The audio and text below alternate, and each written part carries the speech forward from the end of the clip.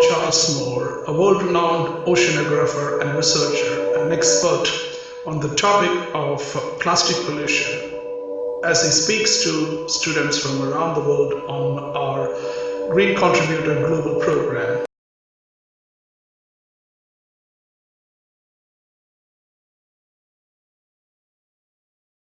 So the result was that plastics began to become litter. They began to become wasted material with no place to go.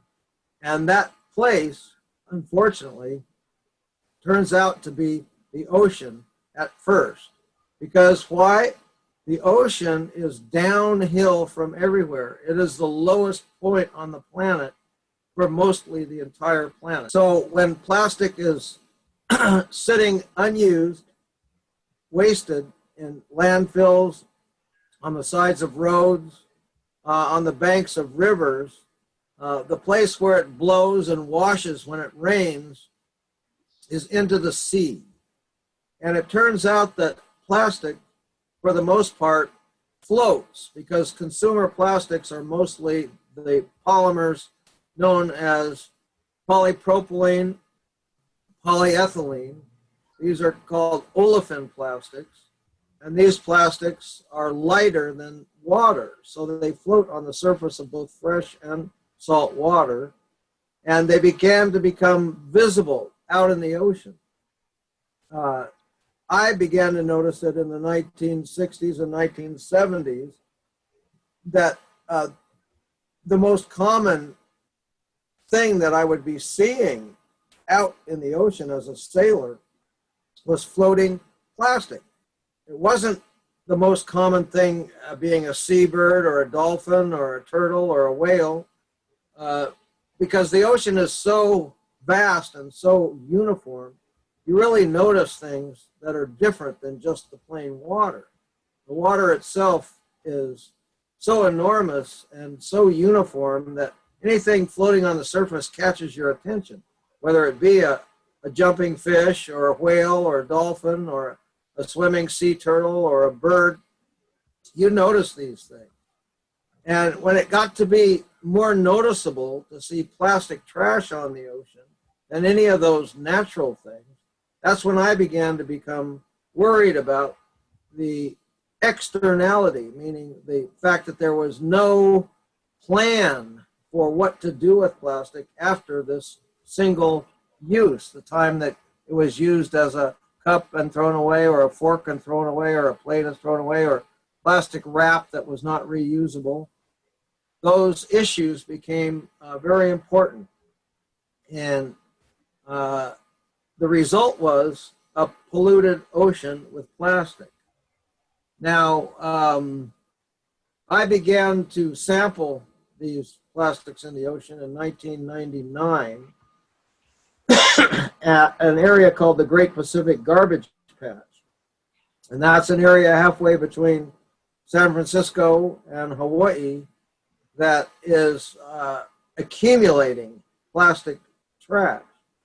And I noticed it sailing through the area in 1997. I came back in 1999 with specialized equipment to quantify, or meaning to determine the quantity, how much plastic was in the ocean, and found that there was more plastic than life in the surface waters. As I said, you began to see more plastic than living things in the ocean. And I proved that that was the case in 1999 when I found there were 6 kilos of plastic for every kilo of zooplankton, the basic food of the ocean's wildlife, in the surface waters of this Great Pacific Garbage Patch, the Central Pacific Gyre, meaning a circular current that brings all this plastic together in the middle of the ocean. The fact that this is as far from human civilization as you can get was also a shock, that we were filling up the ocean in places where no human lived. In fact, where there was no human within 1,000 miles. This was a very big shock. So this is what started what we're calling the Great Plastics Awakening, when people began to realize that this external plastic reality, external to the production, external to the consumption. It was the inability of that material to have a place to go after it was used that has resulted in its being part of the natural environment. Now, of course, we see it in a lot of other areas besides the ocean, but as I explained, the ocean is first to show these kinds of pollutants because it is downhill. It's the lowest point on the planet for most of the entire landmass of the Earth. Therefore, things naturally, through the force of gravity and the wind and the rain, make their way into the ocean. And that's why it showed up first in the ocean. So that started the awakening of the public to the issue of plastic pollution. And then there's a secondary reason for being concerned about the proliferation of plastics. And that is, we talked a little bit about plastics being a repeating molecule, say for instance, an ethylene molecule being repeated over and over again, making polyethylene, poly meaning many. And so we have many ethylene atoms linked together, making polyethylene. That's the most common plastic in use today. But it turns out that that polymer, although it's very resistant to decay and not subject to digestion, has, in addition to the polymer, it has other molecules mixed into it to make it flexible, to make it resistant to heat, to make it resistant to ultraviolet light, to make it resistant to the forces of that would make it to make it flexible. Many plastics, when they're first made into polymers, are hard and brittle, and most of the plastics we use today bend. They're flexible. That's not so much the result of the polymer as it is of additives that are put into the polymer to give it these characteristics. They're called monomers. The monomer is the single molecule. The polymer is the result of many of these monomers being stuck together.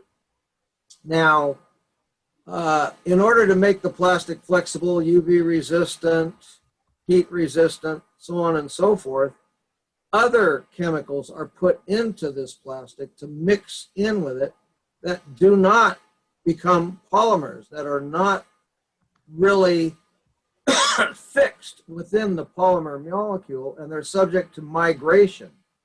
They can, we use the term leach, to leach out of the polymer. And when it comes into contact with other substances, whether it's you or the environment, these polymers leach out the monomers that are mixed into them. Now, many of those monomers are chemicals unknown to humans before the 1950s, when these polymers started to proliferate around the globe. And these chemicals have not been thoroughly studied, but some of them have. And we know, for instance, bisphenol A, which makes the polycarbonate plastic hard. We know that nonylphenols, which make plastic flexible and soft. We know that vinyl chloride that makes PVC, polyvinyl chloride plastics. These are all extremely toxic chemicals. They're called toxicants, and they can disrupt hormones in your body. They have an effect on the hormonal balance in the body. They can fool the body into thinking that it's being, say for instance, needing to put on fat because it's got more estrogen coming, because when a woman gets pregnant, she puts on fat cells. She adds more ability to create milk for the baby, and that is through the signal of a hormone that's given to the body, and it's called estradiol. That's the human estrogen. Now plastics, because they have these added chemicals in them, that they act like this natural estrogen. They're creating premature menstruation in women. They're creating breast enlargement in both men and women. These chemicals are leaching into our bodies. So there's a danger of the monomers that make the plastics do the things that they need to do in order to be saleable. It's a dangerous situation when you have chemicals coming out of something that by itself is inert for the most part, but with these other chemicals added to it is no longer inert. It's actually quite bioactive. When we say bioactive, what we mean is that will have an effect on your body. So that's why we're thinking about eliminating these plastics from food service. They really don't belong in contact with food, because when they come in contact with food, they tend to leach out these bioactive chemicals that can affect your hormonal balance in your body. So the food industry is a good place to start when we're trying to eliminate plastics, because really it's not appropriate to package food in plastic. The reason people do package food in plastic is because, I said before, it preserves it.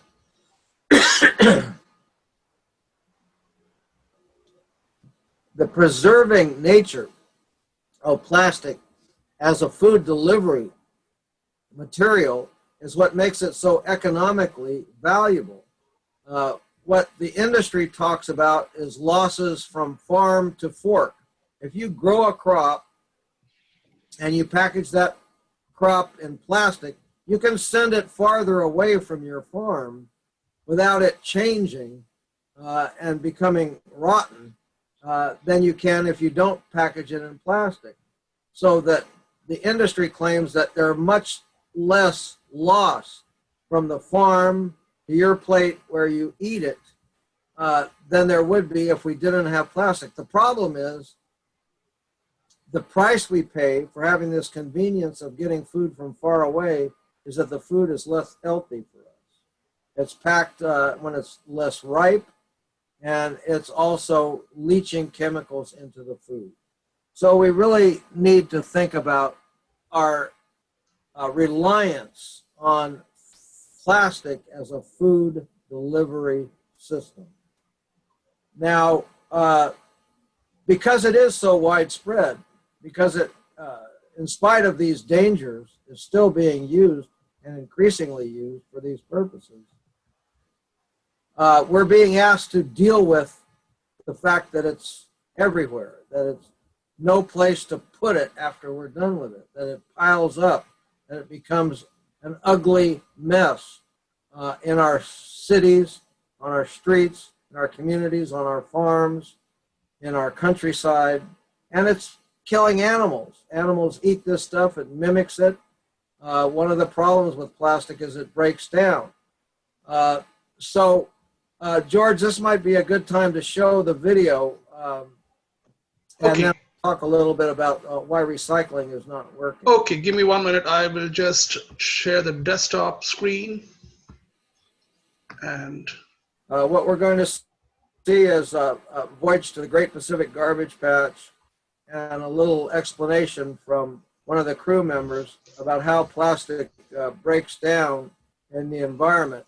And that'll be one of the reasons why we have a problem recycling it.